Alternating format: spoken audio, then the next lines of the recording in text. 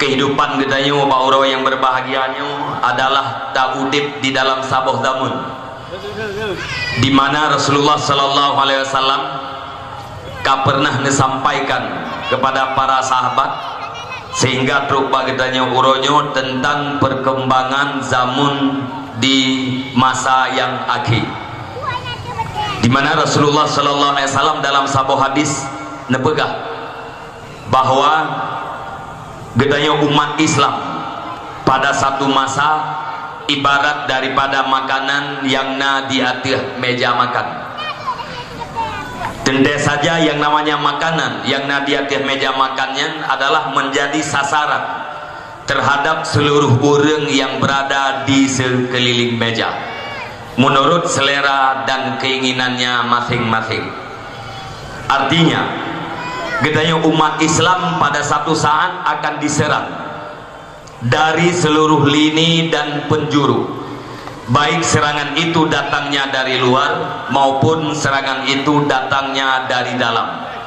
Serangan yang datang dari luar itu pasti dilakukan oleh orang-orang di luar daripada agama Islam atau orang kafir, baik kafir itu daripada Nasrani maupun daripada Yahudi dan bermacam-macam agama yang lain. Sementara serangan yang datang dari dalam adalah dilakukan oleh umat Islam itu sendiri, umat Islam yang berprinsip sekuler atau liberal atau plural, atau bisa dikatakan mereka itu adalah merupakan kaki tangan daripada orang-orang Yahudi atau orang-orang Nasrani. Serangan Islam yang dilakukan oleh orang-orang kafir kita anggap wajar-wajar saja. Adapun serangan terhadap Islam yang dilakukan oleh orang Islam itu adalah merupakan satu hal yang sangat kurang ajar, sehingga para sahabat bawa tanya kepada Rasulullah, ya Rasulullah, pakan sampai menan kejadian pukeh kamu umat Islam pada waktunya dalam keadaan sangat sedikit?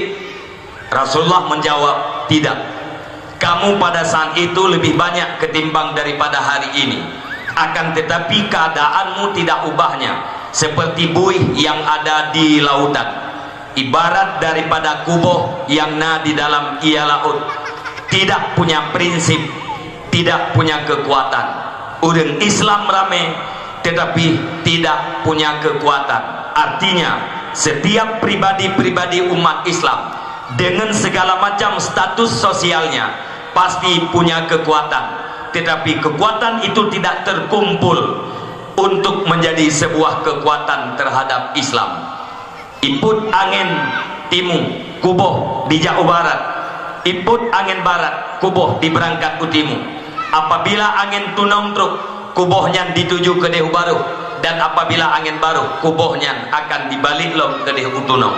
Tidak berprinsip, tidak tetap. Kenapa? Karena tidak berakar ke bawah dan tidak berpucuk ke atas. Begitulah keadaan umat Islam bak sabuh masa.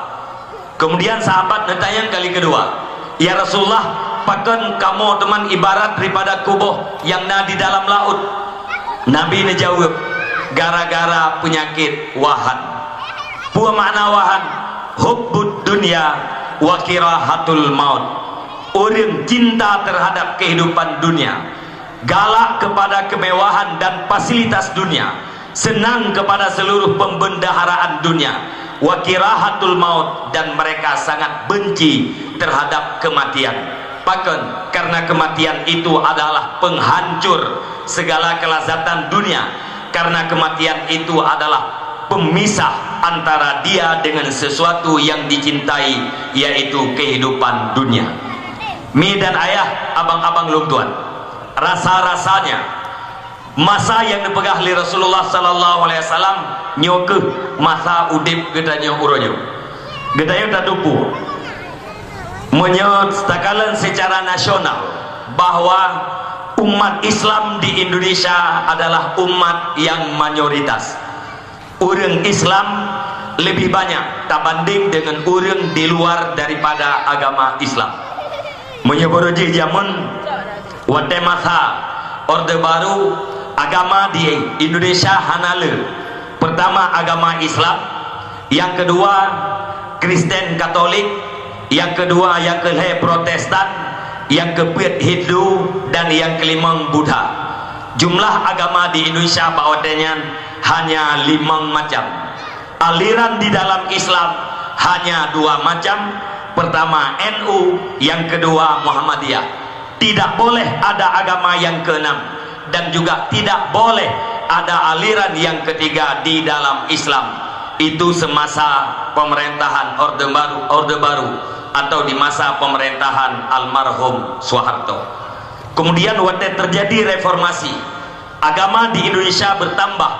Barangkali hari ini sampai 9 agama, termasuk agama Shinto sah di Indonesia, Konghucu juga nah di Indonesia, Ahmadiyah nah di Indonesia, aliran kepercayaan Syiah, bahkan yang paling terakhir yang sah beragama di Indonesia yaitu agama Yahudi juga bisa mereka duduk dan beragama di Indonesia. Sudah banyak agama yang nah di Indonesia. Begitu juga aliran yang nah di dalam Islam hari ini sangat banyak, sehingga umat Islam yang ada di Indonesia terkotak-kotak oleh organisasi-organisasi.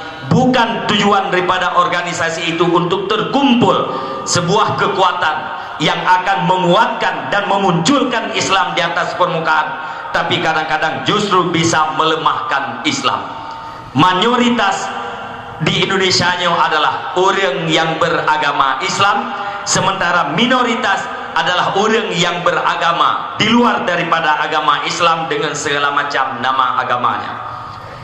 Tahun 80-an jumlah orang Islam di Indonesia kurang 5%. Makna 35% menyertai gedi orang Indonesia nya, rakyat Indonesia 100 juta, kurang 5 juta orang Islam, hanya 5 juta orang kafir. Sementara uronyo dalam berita uronyo katanya tak baca bahwa jumlah umat Islam di Indonesia adalah 87%. Kenle kurang 5%, tetapi berkurang 87%. Menyata banding tetap masih bisa dikatakan mayoritas, tetapi menyata banding dengan tahun 80-an umat Islam kurang 8%. Barangkali 5 tahun atau 10 tahun yang akan datang umat Islam akan menurun lagi persentasenya, barangkali lebih kurang daripada 80%. Mesti datanya lagi dayang. Sebab persentase umat Islam kurang di Indonesia. Alasannya barangkali 2 macam. Pertama, sebahagian daripada umat Islam yang murtad, tamang Kristen, tamang Buddha, Hindu, atau tamang Syiah, tamang aliran kepercayaan Ahmadiyah dan macam-macam yang lain. Itu alasan yang pertama. Alasan yang kedua, boleh jadi pertumbuhan orang kafir di Indonesia sangat drastis, sementara pertumbuhan umat Islam tersendat. Orang kafir jai mutamah, orang Islam hana mutamah, bahkan yuk mesti lagi ada pegah. Dengan sebab tsunami yang terjadi di Aceh, ratusan ribu umat Islam hilang, ratusan ribu angka umat Islam berkurang, sementara pertumbuhan di sangat sedikit. Orang kafir jai utama, maka karenanya kuranglah persentase gedaya umat Islam. Contoh, nyo dalam kampung gedanyo dipastikan bahwa seluruh masyarakat yang na di kampung gedanyo adalah orang Islam. Hana musidro masyarakat gedanyo yang beragama kafir, tidak ada. Pasti 100% umat Islam. Tadi kedi bahasa bosaan dibedah orang Kristen 5 boh kakak, 1 kakak 5 jiwa, 5 kakak sama dengan 25 jiwa. Ibedah awak Kristen 5 boh kakak di Blow Lampuh di kampung Gedayong, di Jok Surat Pinah, iduk abak Gedayong, ijok kakak dan ijok KTP di kampung Gedayong. Ibedah orang Buddha 5 boh kakak, ijok KTP dan kakak Inoba Gedayung. Jumlah jiwa awaknya 25 jiwa. Ibadah orang Hindu 25 jiwa. Dijok KTP Ino di Kampung Gedayung. Ada total jumlah orang kafir di Kampung Gedayung 75 jiwa. Di saat orang kafir hidup Bagdayung 75 jiwa. Bakwatenya mi dan ayah abang-abang luntuan kira-kira manteng sah takun penduduk Kampung Gedayung 100% beragama Islam. Nan dengar mi. Nah, wate orang kafir kana Kampung Gedayung 75 draw. Bak saatnya manteng sah takun orang Kampung Gedayung 100% beragama Islam. Ha, pakan hansa karena 75 jiwa orang kafir duk jet ke masyarakat Gedayung. Dari 100% berkurang persentasenya, walaupun penduduk asli Kampung Gedayung tetap 100%, tak ada seorang pun yang murtad. Tetapi gara-gara orang lain kam tamah kena, maka persentasenya bisa berkurang. Sangat boleh jadi ini yang terjadi di Indonesia. Orang kafir luar negeri rame tamang kena Indonesia. Duk ino di Indonesia dalam waktu yang singkat mereka punya KTP, punya eKTP. Walaupun kadang-kadang na yang terbukti sidra orang luar negeri, na KTP kadang-kadang melheun, na yang KTP asli, na yang KTP aspal asli tapi palsu. Banyak mereka hari ini yang sudah punya KTP Indonesia, maka dengan sendirinya persentase berkurang. Yang kejit mi dan ayah abang-abang luntuan, saran luntuan igedanyo mesra na urang pertama KB dalam kampung hana masalah ya, tapi tak KB igedanyo kiban lagi dalam Al-Quran bek KB lagi bak gambar kiban KB lagi bak gambar belahwiyah anu saboh belahwiyah saboh belahunun saboh. Artinya KB cukup anak cukup 2 saja. Nyan bek lagi yang cara KB takut-takut bakal pahili kita nyo hanale bibit bak mai kamati bibit bak ayah kamati bibit. Anak yang pertama mati dalam kerung, anak yang kedua mati mesti pria utak berjalan.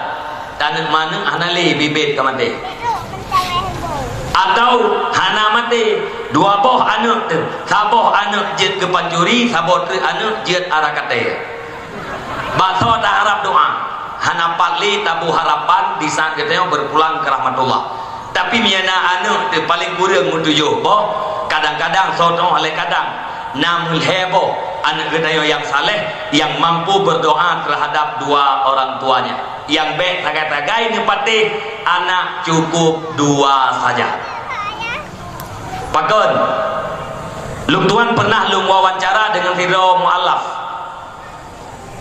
Kun mu'alafnya di dalam Kristen diharamkan KB. Artinya ibu orang Kristennya hana dianjurkan, bahkan tidak boleh memperkecil angka kelahiran. Hanjir bawa Kristen.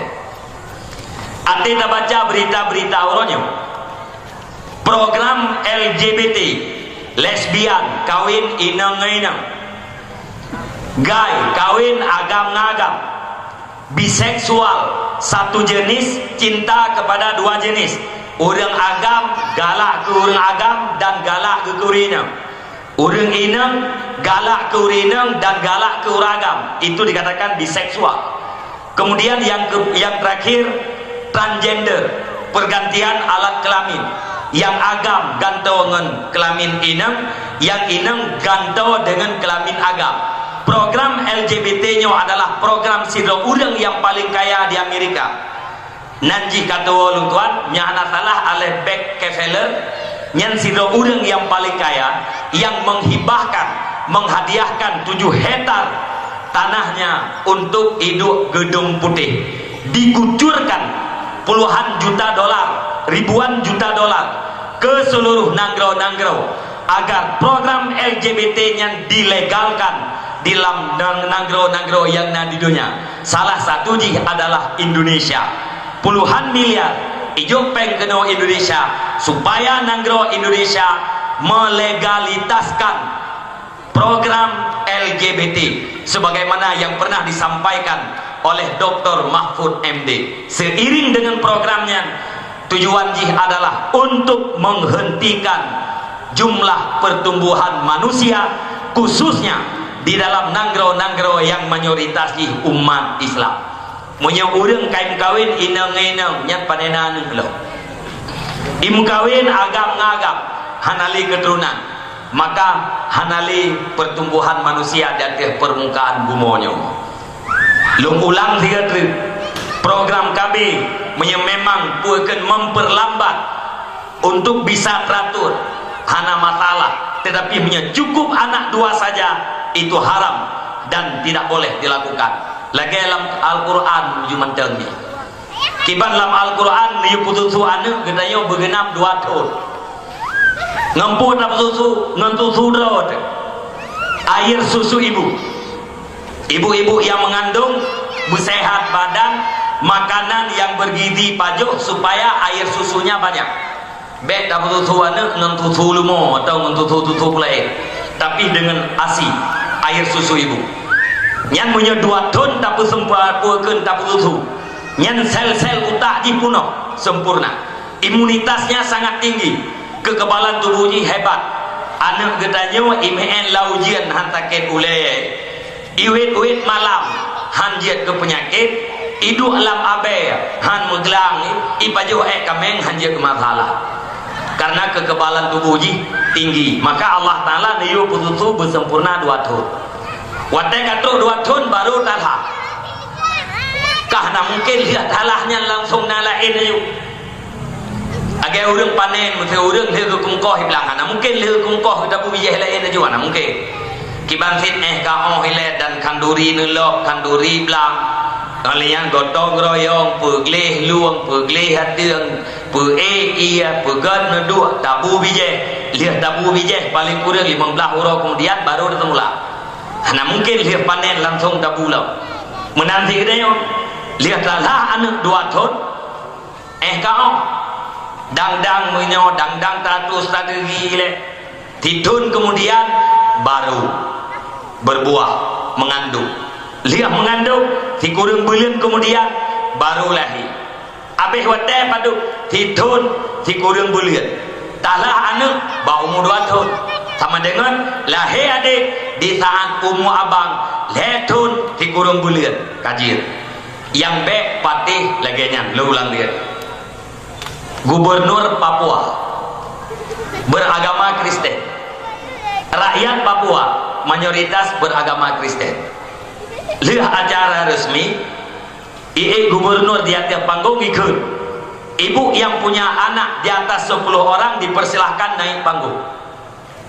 So yang lebih anak 10 di panggung lah 2 dorina ita yang pada bawah anak adon ilung Pak Gubernur sebelah idon leblah ihoi ajudan tolong bawa tas saya sini ijok tah ibu kata ijok peng sirtuh 50 juta ijuk kurang yang sebelah bawah anu ijok sirtuh 50 juta ke ijuk kurang yang sebelah bawah anu ikun le gubernur nemana bertegak-tegak nanggro gedanyo luah tak rakyat gedanyo manteng sangat sedikit nemana belele ijuk peng sirtuh 50 juta sapo sebagai support terhadap para ibu-ibu agar bela anak ngan punoh nanggro iliknya ngai teraurina itanya ngira pada bawah anu ilung Pak Gubernur pun man pubut kena ada panggung dijawab oleh ibunya ilung 3 lahir puet bo kembur puet bo ijok peng 10 juta ijuk ke ibu yang kembur puet bo duknan yang dipelaku oleh Gubernur Papua. Yang aneh nauri telam di daerah Bangka Belitung gegasiro oleh putra ibicit hanali keturunan padu ibipek 750 ribu Beria 2 bosak dang pulih gasi coba balik gasinya ke haji kami tape ijo peng 750 ribu beria 2 bosak beda huri Islam gasi draw Epat di Papua sirtuh 50 juta untuk mengalir ke mana orang Islam 750 ribu justru menghentikan pertumbuhan umat Nabi Muhammad. Itu sebuah kebodohan yang belum kena pegah mi dan ayah abang-abang nutuan para pemuda sekalian. Gedanyo di Indonesia uronyo umat mayoritas tetapi kita sempit, tanyo rame tapi sempit. Gedanyo rame tetapi tidak bisa berbicara bebas. Umat Islam yang bikin sejarah kemerdekaan Indonesia, mayoritas ulama-ulama Islam yang merumuskan Pancasila dan Undang-Undang Dasar 45. Artinya umat Islam yang mayoritas yang sangat berjasa di dalam membuat sejarah Indonesia. Tapi akhir-akhir ini dalam lebih kurang 3 tahun belakangan ini gedanya umat Islam sangat sempit. Gerak gedanya tidak bebas. Bahkan jangankan berbicara, menerjemahkan ayat Al-Quran tidak bebas. Nyo gedanya umat Islam orangnya bumpo.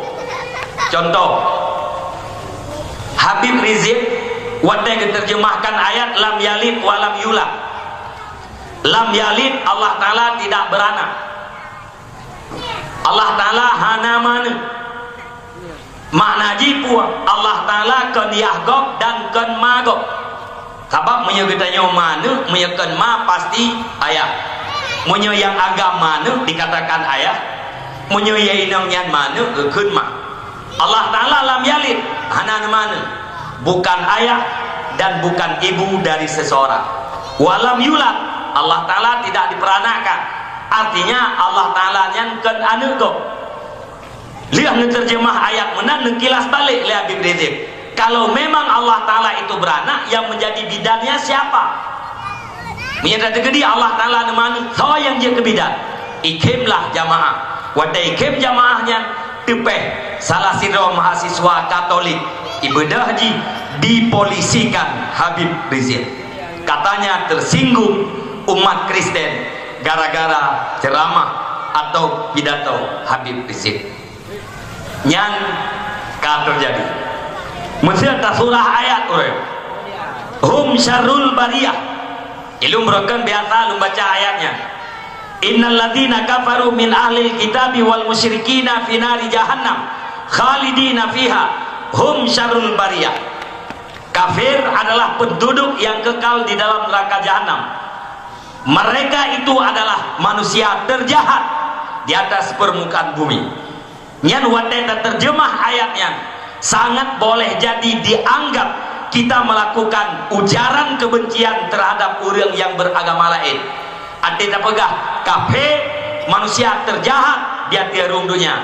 Yang ibadah ilapur ujaran kebencian. Wadai tamang dalam ujaran kebencian maka gedanya akan berhadapan dengan undang-undang. Tapi yang sakit mi dan ayah para pemuda sekalian, yang sakit gedanya umat Islam tidak bebas. Gedanya orangnya ibarat daripada tamu di rumah sendiri, rumah-rumah do, tapi gedanya ibarat daripada jamek. Orang yang tamang ibarat daripada pemilik rumah. Nanggro do, tetapi gedanya ibarat daripada budak. Jadi budak, jadi lamit di negeri sendiri. Orang lain bebas mantap.